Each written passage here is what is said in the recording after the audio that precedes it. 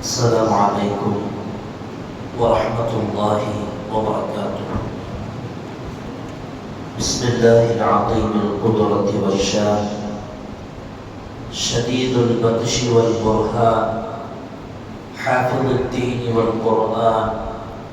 بسم الله ما شاء الله كان، وما لم يشأ لم يكن، ولا حول ولا قوة إلا بالله العلي العظيم.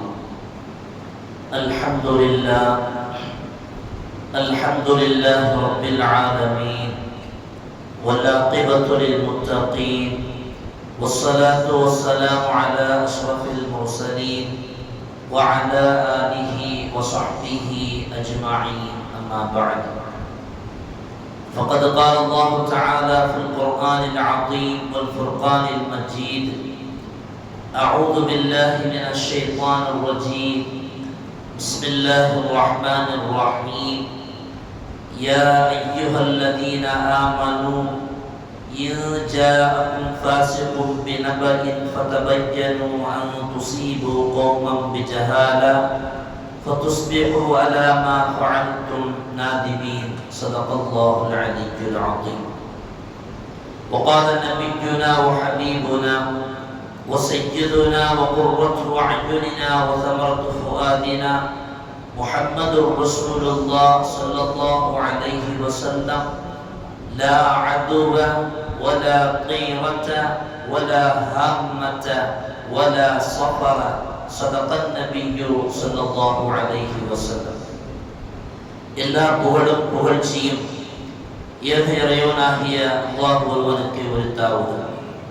அவனின் சாந்தியும் சமாதானமும் ஈருலக வேந்தர் முஹம்மது ரசூலுல்லாஹ் ஸல்லல்லாஹு அலைஹி வஸல்லம் அவர்களின் மீதும், அவர்களின் நடிச்சுவடை அப்படியே அடிவிரலாமல் பின்பற்றிய உத்தம சத்திய ஸஹாபாக்கள், தாபிஈன்கள், தபஉ தாபிஈன்கள், நாதாக்கள், ஷுஹதாக்கள், அவுலியாக்கள், நம் பெற்றோர்கள், உஸ்தாதுமார்கள், மனைவி மக்கள், இங்கே அமர்ந்திருப்பவர்கள், இன்னும் வர இருப்பவர்கள், நம் ஊர்வாசிகள், அயல்வாசிகள், கபர்வாசிகள், உலக முஸ்லிம்கள் அனைவர்கள் மீதும் எந்தென்றும் குறைவின்றி நவைவாக நின்று நிலவட்டுமாக.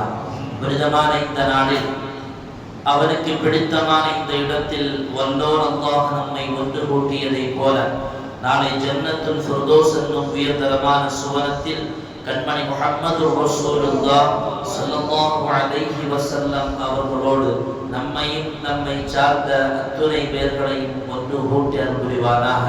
நோய்கள் அனைத்தையும் ஷிஃபாவாக்கி தந்தல் புரிவானாக. அன்பிற்கினிய அல்லாஹ்வின் நல்லடியார்களே, புனிதமான சஃபர் மாதத்தின் முதல் ஜும்ஆவில் வீற்றிருக்கிறோம். அல்லாஹ் இந்த புனித மாதத்தின் பரக்கத்தினால் அவன் பொருந்திக் கொண்ட நல்லடியார்களின் பட்டியலில் நம்மையும் அல்லாஹ் இணைத்து இந்த மாதத்தில் நல்ல அமல்கள் செய்து அவன் நற்பாக்கியம் பெறுகிற நன்மக்களாக அல்லாஹ் நம்மை ஆக்கியல் புரிவானாக. அருமையானவர்களே, இஸ்லாத்தின் பார்வையில் எதையும் கண்மூடித்தனமாக ஏற்பதும் எதையும் கண்மூடித்தனமாக மறுப்பதும் இரண்டுமே தவறான செயல். தமிழில் சொல்வதை போல கண்ணால் பார்ப்பதும் பொய், காதால் கேட்பதும் பொய், தீர விசாரிப்பதே மெய் என்பதை போல மார்க்கம் சார்ந்த எந்த விஷயங்களையும் பேசுவதாக இருந்தாலும் அது சம்பந்தமான ஞானம் இருந்து நாம் பேச வேண்டும். குர்ஆன் ஒரு இடத்தில் அல்லாஹ் சொல்லுவான்: யா அய்யுஹல்லதீன ஆமனூ இன் ஜாஅக்கும் ஃபாஸிகுன் பினபஅ. முஃமின்களே, ஒரு பாவி உங்களிடத்தில் ஒரு தகவலை கொண்டு வந்தால் அதை தீர விசாரிக்காமல் நீங்கள் அது சம்பந்தமாக களம் இறங்குவீர்களே ஆனால் அறியாமையின் காரணத்தினால் ஒரு சமூகத்தை பழித்து பேசுவதற்கான வாய்ப்பு அங்கே அமைந்துவிடும். ஃபதுஸ்பிஹு அலா மா ஃபஅல்தும் நாதிமீன். நீங்கள் ஒரு சமூகத்தை பழித்து பேசியதை நினைத்து அந்த பழிப்பிற்கு பின்னால் அதை நினைத்து வருத்தப்படுவதற்கான வாய்ப்பும் ஏற்படும் என்று வல்லோன் அல்லாஹ் இந்த வசனத்தில் குறிப்பிடுகிறார். ஒரு தகவல் நமக்கு வருகிற போது அந்த தகவலுடைய உண்மைத்தன்மை என்னவென்பதை ஆராய வேண்டும் என்கிறது இந்த வசனத்தின் பின்னால் இருக்கக்கூடிய செய்தி. பொதுவாகவே ஒருவருக்கொருவர் இடையில் ஏற்படுகிற வெறுப்புகளும் தகராறுகளுக்குமான அடிப்படை காரணமே அவ்விருவர்களுக்கு இடையில் இருக்குகிற அந்த மறைமுகமான செய்தியை அறியாமல் யாரோ ஒருவர் எங்கோ ஒருவர் எதையோ ஒருவர் பேசியதன் காரணத்தினால் இங்கே பூகம்பம் வெடிப்பதை போல நாம் உண்மை தன்மை அறியாமல் பேசக்கூடாது என்கிறது இஸ்லாம் நமக்கு. இன்றைக்கு அச்சிடப்படுகிற 2 ரூபாய் நாணயம் பெரிய ஒரு உதாரணமாக எடுத்துக்கொள்ளலாம். இன்னைக்கு அச்சிடப்படுகிற அந்த 2 ரூபாய் நாணயம் பார்ப்பதற்கு 1 ரூபாயை போல காட்சித்தது. அதை திருப்பி பார்த்தால்தான் உண்மையில் அது 1 ரூபாயா அல்லது 2 ரூபாய் நாணயமா என்பது புரிய வருவதை போல உலகத்தினுடைய தேவைக்காக வேண்டி காசு பணங்களில் இவ்வளவு முக்கியத்துவம் கொடுத்து ஆராய்ச்சி செய்கிற நாம் மார்க்க விஷயங்களில் ஏதாவது ஒரு பொய் விஷயங்கள் வரவோ அல்லது ஒரு உண்மையே பொய்யாக்கப்பட்டு பேசப்படுகிற போது அதனுடைய உண்மை தன்மையை ஆராயாமல் நாமும் அதோடு சேர்ந்து ஒத்து ஊதுவோமே ஆனால் நம்முடைய மார்க்கம் நம்முடைய வழி நாளை மறுமையில் அல்லாஹ்விடத்தில் கேள்விக்குறியாக்கப்படும். ஸல்லல்லாஹு அலைஹி வஸல்லம் அவர்கள் எந்த இடத்திலும் யாரையும் எந்த விசாரிப்பும் இல்லாமல் உண்மை தன்மை தெரியாமல் பேசுகிற பழக்கம் மிக மோசம் என்று குறிப்பிட்டு சொல்லியிருக்கிறார்கள். குர்ஆன் ஒரு இடத்தில் அல்லாஹ் இன்னொரு இடத்தில் பேசுவான், வலா தகூலு லிமா தஸிஃபு அல்சினத்துகுமுல் கதிப். உங்களுடைய வாயில வந்த வார்த்தையெல்லாம் நீங்க பேச வேண்டாம். ஹாதா ஹலால், இது ஹலால், ஹாதா ஹராம், இது ஹராம் என்று வாயில் வந்தபடியெல்லாம் நீங்கள் பேச வேண்டாம். லிதஃப்தரு அலல்லாஹில் கதிப். அப்படி ஒருவேளை நீங்கள் பேசுவீர்களானால் அல்லாஹ்வின் மீது நீங்கள் பொய் சொல்வதற்கு சமமாகும். இன்னல்லதீன யஃப்தரூன அலல்லாஹில் கதிப. அல்லாஹ்வின் மீது யாரெல்லாம் பொய் சொல்கிறார்களோ லா யுஃப்லிஹூன், அவர்கள் ஒரு காலமும் ஜெயம் பெற மாட்டார்கள். இந்த உலகத்தில் வாழுகிற இஸ்லாமிய சமூகத்தை சார்ந்த முஃமின்கள் எல்லோருமே எந்தாவது ஒரு நாள் அல்லாஹ்வுடைய பொருத்தத்தை பெற்று நாம் வெற்றி பெற வேண்டும் என்கிற அவாவோடு வாழ்கிற மக்கள். நாம் செய்கிற இது போன்ற தவறுகள் எல்லாம் அந்த வெற்றிக்கு பெரிய ஒரு கேள்விக்குறியாக இருக்கும் என்பதை இந்த நேரத்தில் நாம் புரிந்து கொள்ள வேண்டும். அந்த வரிசையில உண்மையை அறிந்து பேச வேண்டும் என்கிற இஸ்லாமிய வழிகாட்டலின் வரிசையில் சஃபர் மாதத்தை பற்றி கொஞ்சம் சிந்திக்க கடமைப்பட்டிருக்கிறோம். சஃபர் என்று சொன்னாலே பொதுவாக பீடை மாதம் என்ற ஒரு கற்பனை, ஒரு காட்சி மக்கள் மத்தியில் பரவிவிட்டது. அது எப்படி வந்தது, எதனால் அந்த பார்வை வந்தது என்பது சம்பந்தமாக இன்ஷா அல்லாஹ் பின்னால் பார்க்கலாம். இந்த சஃபர் உண்மையில் பீடை மாதமா? இதில் நல்ல அமல்கள் செய்யலாமா கூடாதா? திருமணம் போன்ற நற்காரியங்கள் இது நடத்தலாமா இல்லையா? அருமையானவர்களே, முற்காலத்தில் இது திருமணம் நடத்துவது கூடாது என்றெல்லாம் பேசப்பட்டிருந்தது. இன்னும் சொல்ல போனால் சஃபர் மாதத்தினுடைய கடைசி புதன்கிழமையில் கடலுக்கு போய் குளிக்க வேண்டும் என்கிற ஒரு சடங்கு சம்பிரதாயமும் இன்றைக்கும் சமூகத்தில் இருந்து வருவதை பார்க்கிறோம். இதுவெல்லாம் மாற்றப்பட வேண்டும். சஃபர் ஒரு புனிதமான மாதம். பெருமானார் ஸல்லல்லாஹு அலைஹி வஸல்லம் அவர்கள் சொல்வார்கள், லா அதுவ, தொற்று நோய் என்பதே கிடையாது.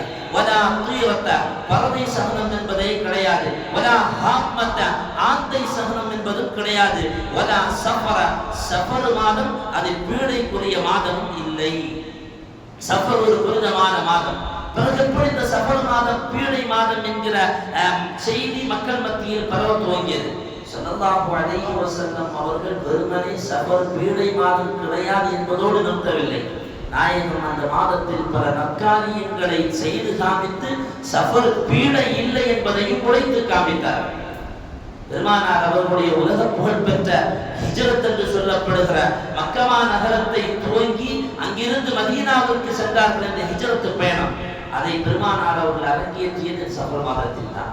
அந்த சஃபர் பயணத்தில், அந்த ஹிஜ்ரத் பயணத்தில் பெருமானார் அவர்கள் தௌர் குகையில் 3 தினங்கள் தங்கிய உலக பிரசித்தி பெற்ற வரலாற்று செய்திகளை உள்ளடக்கிய ஈமானை பொதிந்திருக்கக்கூடிய அந்த சஃபர் குகையினுடைய வரலாறு நிகழ்வுகள் நடந்ததும், அந்த ஹிஜ்ரத் வரலாறு நிகழ்வுகள் நடந்ததும் இதே சஃபர் மாதத்தில் தான். பெருமானார் ஸல்லல்லாஹு அலைஹி வஸல்லம் அவர்கள் தன்னுடைய ஈரக்குறை என்று வர்ணித்து பேசிய கண்மணி நாயகத்தினுடைய அருமை மகளார் ஃபாத்திமா ரலியல்லாஹு அன்ஹா அவர்களுக்கு திருமணம் நடத்தி வைத்ததும் இதே சஃபர் மாதத்தில் தான். கைபர் யுத்தம் என்று சொல்லப்படுகிற சையதுனா அலி ரலியல்லாஹு அன்ஹு அவர்கள் ஒற்றை மனிதனாக நின்று ஈமானிய வீரத்தினால் ஒரு பெரும் குகையினுடைய கோட்டையினுடைய கதவை தூக்கி நிறுத்தினார்களே, அந்த நிகழ்வு நடந்ததும் வெற்றி வாகையை சூடி ஒரு பெரிய சாதனையை படைத்த கைபர் யுத்தம் நடந்ததும் இதே சஃபர் மாதத்தில் தான். எம்பெருமான் ஸல்லல்லாஹு அலைஹி வஸல்லம் அவர்கள் பங்கு பெற்ற அபவா என்று சொல்லப்படுகிற யுத்த களமும் இதே சஃபர் மாதத்தில் தான் நடந்தது.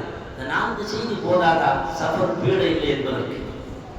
சஃபர் பீடை இல்லை என்பதற்கு இந்த 4 செய்தி போதாதா? பிறகு எப்படி சஃபர் பீடையாச்சு? இன்னைக்கு யார் முதல்ல புள்ளி வச்சான்னு பார்க்கணுமா இல்லையா?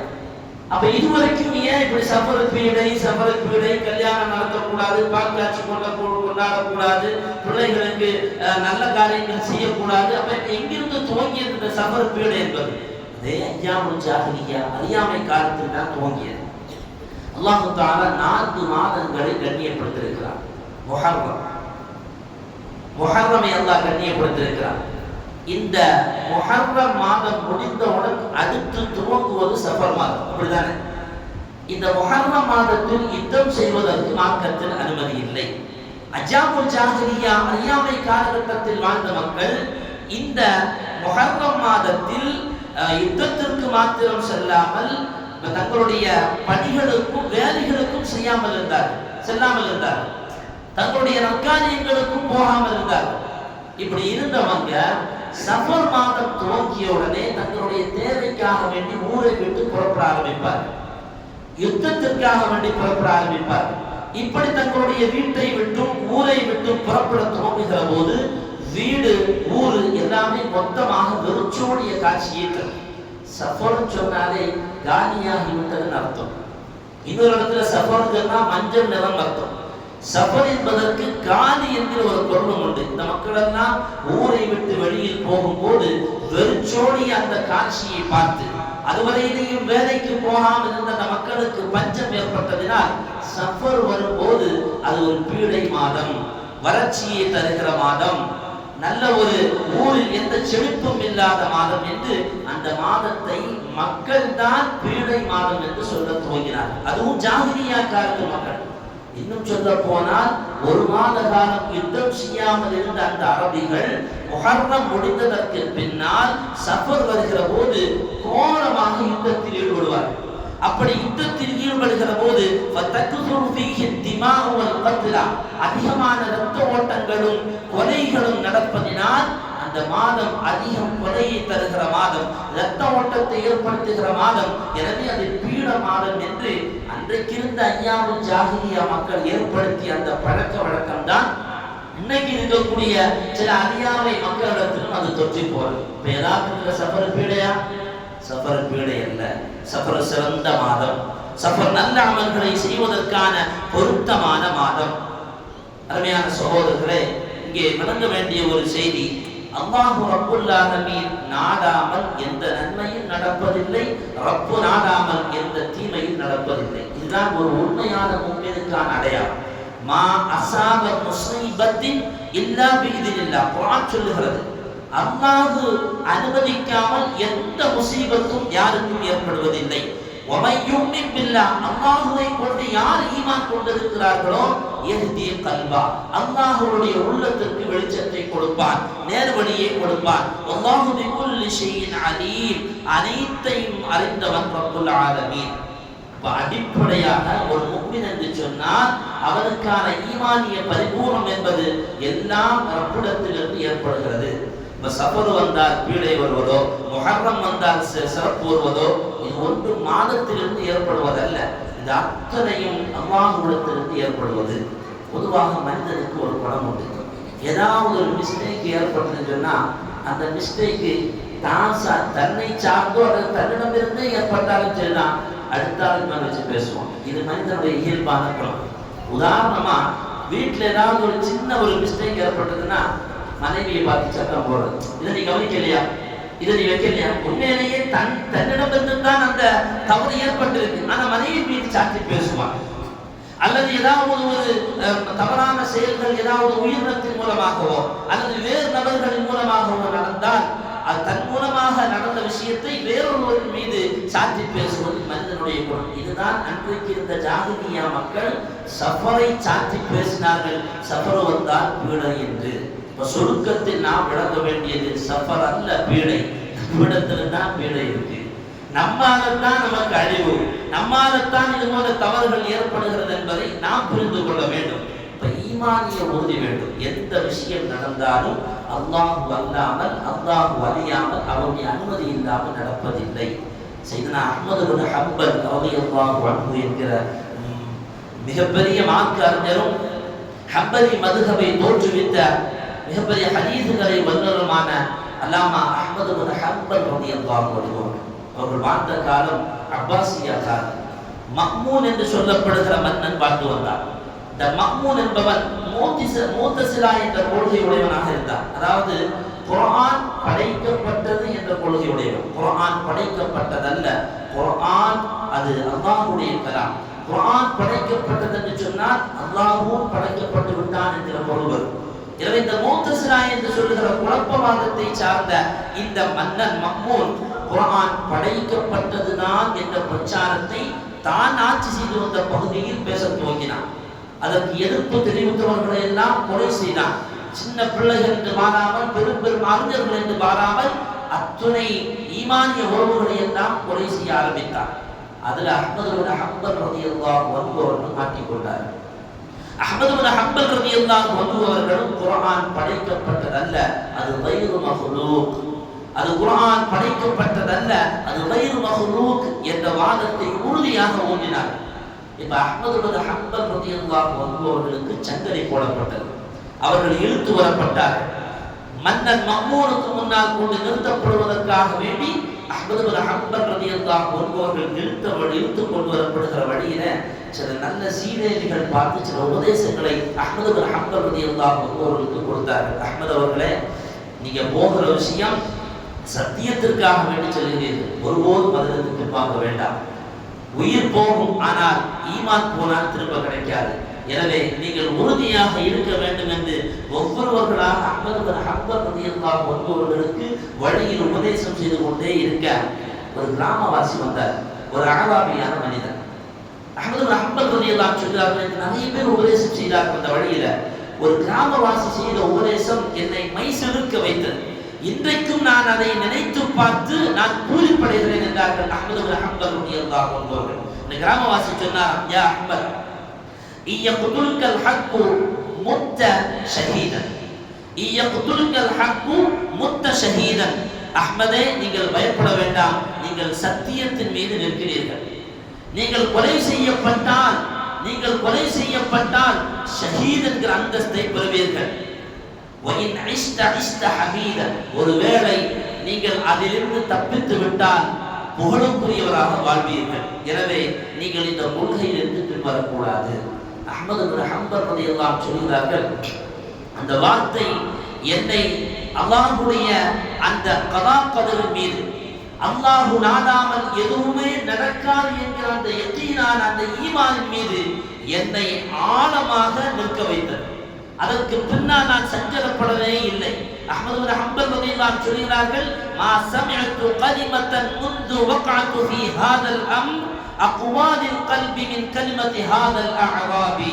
அந்த கிராமவாசி பேசிய அந்த ஒற்றை வரியை சார்ந்த அந்த வார்த்தை என் உள்ளத்தினுடைய ஈமானை பிரகாசிக்க செய்தது. அதற்கு பின்னால் எனக்கு தடுமாற்றமே ஏறவில்லை.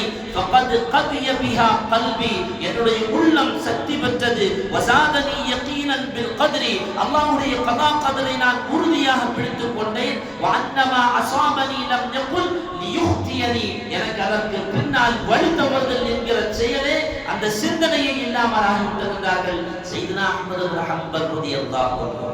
பெருமையானவர்களே, அல்லாஹ் நாடியதல்லாமல் எதுவும் நடக்காது.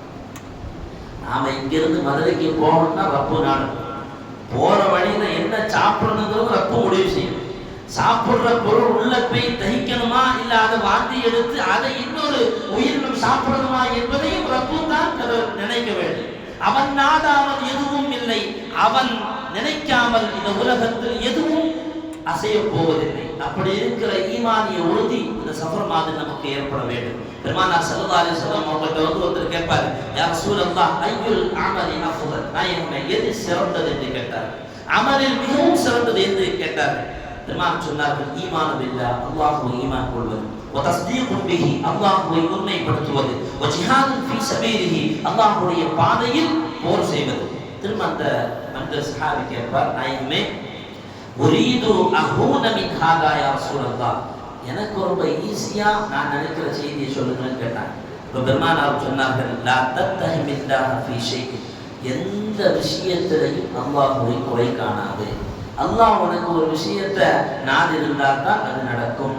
அப்படி உனக்கு ஒரு தீங்கோ ஒரு நன்மையோ ஏற்பட்டால், நன்மை ஏற்படுகிற போது சந்தோஷப்பட்டு கொண்டு, தீமை ஏற்படுகிற போது அதை யார் மீதோ வைத்தோ அல்லது அல்லாஹ்வின் மீதோ பழி சுமத்தி நீ அல்லாஹ்வை குறை காணாதே என்றார்கள் முஹம்மது ரசூலுல்லாஹி ஸல்லல்லாஹு அலைஹி வஸல்லம். அப்ப சுருக்கமாக ரப்பு நாடியதுதான் நடக்கும். அது எவ்வளவு பெரிய செய்தியாக இருந்தாலும் சரிதான். வரலாற்றில் எவ்வளவு விஷயங்களை பார்க்கிறோம், நடைமுறை வாழ்க்கையில பார்க்கிறோம், அனுபவத்துல பார்க்கிறோம். வழியே இல்லாதவர், பொருளாதார வசதி இல்லாதவர், ஹஜ்ஜிக்கு போறதுக்கான வாய்ப்பு கிடைக்குமா என்ற எந்த கற்பனை கனவில் கூட நினைத்து பார்க்காதவர் ஹஜ்ஜிக்கு போகிறார். ரப்புடைய நாட்கள் செல்வந்தனாக இருப்பார், பொருளாதார அதிபதியாக இருப்பார், மில்லியன் ட்ரில்லியன் குவாட்ரில்லியன் பணங்களை வைத்துக் கொண்டு பகட்டோடு அல்லது பணத்தோடு வாழுகிறவராக இருப்பார். ஹஜ்ஜினுடைய நசீப் அமையாதவராக இருப்பார்.